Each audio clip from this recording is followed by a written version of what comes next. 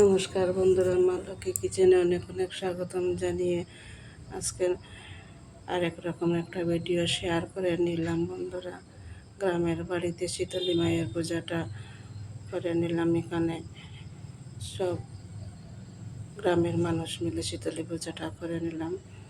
তারপরে যাওয়ার পথে আমার বউ কিছুটা ভিডিও করে নিল। বউ শাশুড়ি মিলে ভিডিওটা করে নিলাম। বন্ধুরা,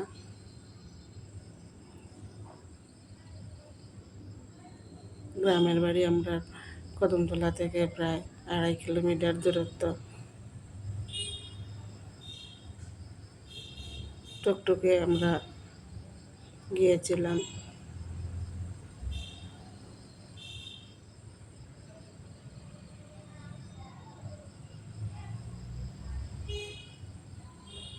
আম্মা নাতিন বসেছিলাম, বৌমাটা ভিডিও করে নিল।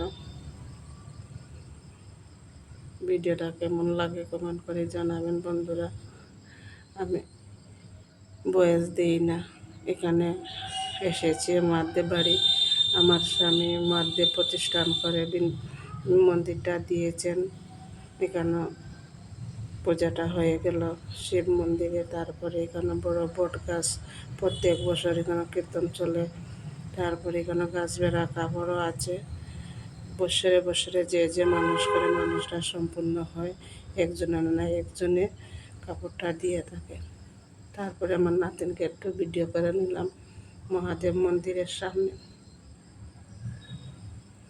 এই শিব মন্দিরটা আমি স্বামী প্রতিষ্ঠান করেছেন, মন্দিরটাও দিয়েছেন উনি। এখন বিজনেস শয্যাশায়ী। বন্ধুরা, আমি আপনাদের কাছে শেয়ার করিনি। উনি ফরেস্টে চাকরি করতেন।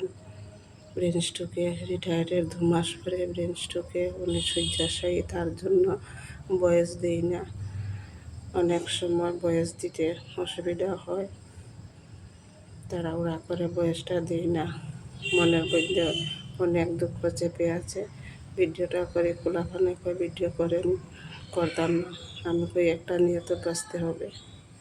যেহেতু আমার স্বামী শয্যাশায়ী, আজকে 4 বছর হয়েছে বিছনার মধ্যে আছেন। রাইস টুবে খাওয়া দাওয়া হয়েছে।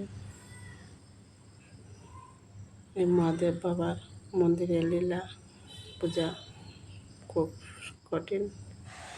তো বন্ধুরা, এখানে মহাদেবের পূজা করে আমরা মহিলা সবাই মিলে শীতলী মায়ের ব্রত করে এই বেরুয়াটা শীতলী মায়ের স্থানে থেকে নিয়ে গঙ্গার জলে ভাসাইয়া দিব, স্রোত জলে। তো আমরা গিয়েছি, আমরা গ্রামের মধ্যে একটা নদী আছে, তার নদীতে গিয়েছি বেরুয়াটা নিয়ে গঙ্গাকে তেল সিন্দুর দিয়ে আগড়ি দিয়ে বেরুয়াটা ভাসাইয়া দিব। সম্পূর্ণ ভিডিওটা দেখবেন।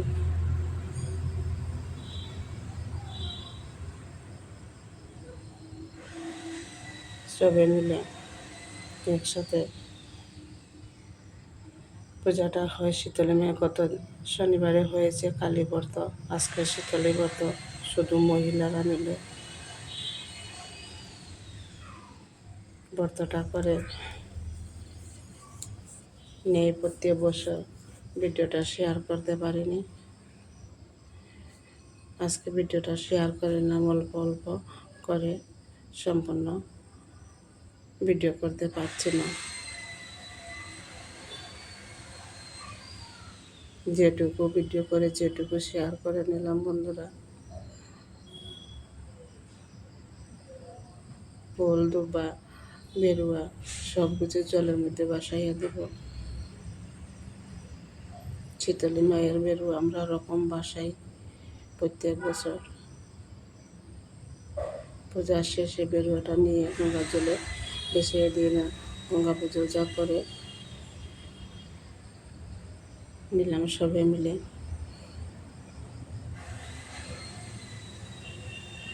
সবে দোয়া করে আমি একটু দিছি গঙ্গার লোকে বইনালাটা করেও নিলাম।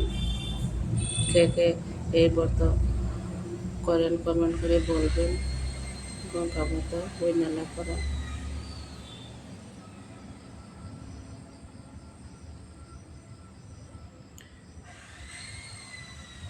অনেক রোদ, ভিডিও করতে পারছি না, ভিডিও দেখা যাচ্ছে না রৌদ্রের কারণে। আইডিয়ার বাটো ভিডিওটা করে নিলাম।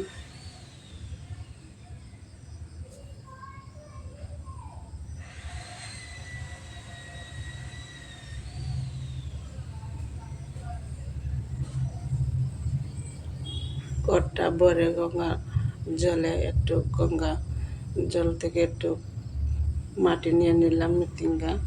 আমরা বলি গঙ্গা মাটিকে মৃত্তিকা। ওগুলি পোলাপানের কপালে দিতে হয়, তাহলে কোনো মায়ের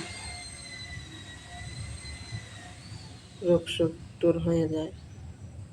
এখানে গট ভরে যেটুকু হয়েছে ভিডিওটা ফটো উঠে নিলাম বন্ধুরা। তারপরে বাড়িতে এসেছি, পূজা পার্বণ সব শেষ করে আমার দেওরের ছেলের তরমুজটা কেটে নিল। আমি একটু ভিডিওটা করে নিলাম। বাড়িতে এসে এখানে 2টা টম আছে, 2টা টম বাড়িতে তাকে কি সুন্দর হ্যান্ডচিপ দেয়, ওগুলো লইয়ে একটু খেলাধুলা করলাম। তারপরে বাড়িতে অনেক ফল ফসলের গাছ আছে, ওগুলো একটু ঘুরিয়ে একটু ভিডিও করে নিলাম। গাছ থেকে কাটল পারলাম, কাটল গাছ মানে 20-25টা আছে বন্ধুরা, সব ফল ফসারি আছে, তার জন্য একটু ভিডিও করে নিলাম।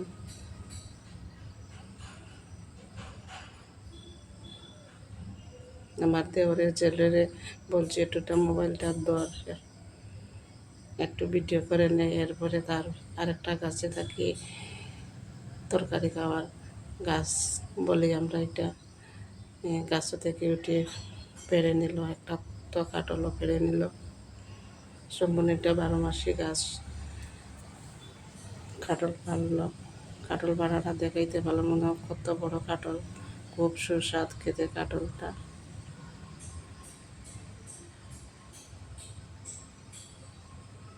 এগুলি রাস্তা সাইডে রেখে দিয়েছি। এরপরে কয়েকটা ববি পেড়ে আনলাম, ববির গাছটা দেখিয়ে দিলাম। অনেক ববির ধরছে, কচি ববি দিয়ে তরকারি খেতে খুব সুস্বাদ লাগে, দেশি আলু দিয়ে।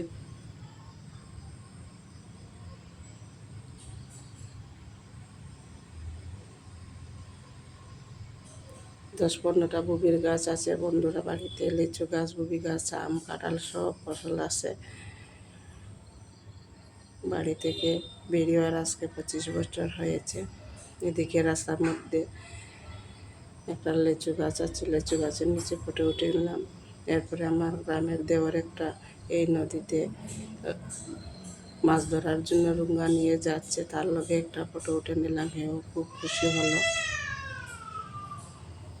তো ভিডিওটা কেমন হচ্ছে কমেন্ট করে বলবেন। নমস্কার, অনেক ভালো থেকেছেন।